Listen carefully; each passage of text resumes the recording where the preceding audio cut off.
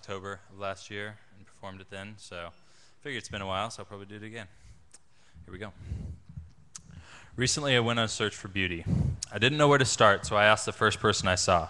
"Excuse me," I asked someone nearby. "Do you know where I can find some beauty?" They gave me a CD and told me the artist made beautiful music. I had no idea, so I listened a while. I could catch the glimpses of beauty, but nothing that satisfied my appetite. So I asked someone else, and they recommended I watch the sunset. So the sunset I watched.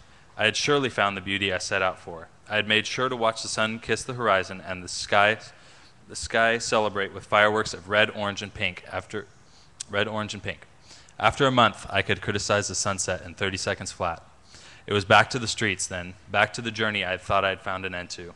The next person suggested the local art gallery. I gave it a shot and found a handful of pieces that caught my eye. I wrapped myself in art for a while, thinking it was maybe the end to my search. But it too, just like the others, had led me back to the street of my quest. I met people with all kinds of opinions about beauty.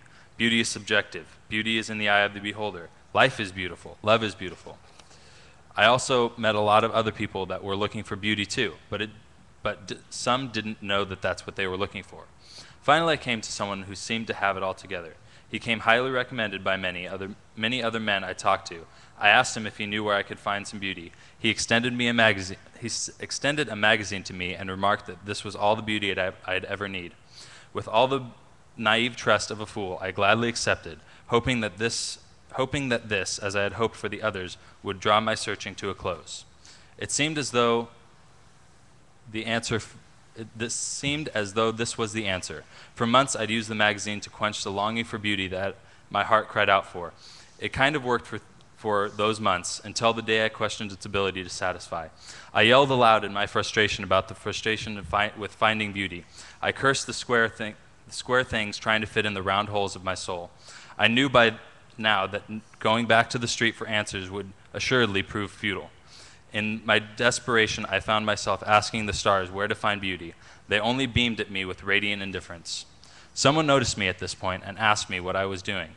I hesitantly shared with him my search for beauty and my frustration with that search. He listened attentively while I brought the story to the present. He interjected and asked me if I really wanted to see true beauty the way it was designed to be. I of course said yes, but thought him an unlikely source. He took a step towards me and reached into my eyes and pulled out what looked like contact lenses, but they were tinted, very tinted and dirty and had big opaque spots in them.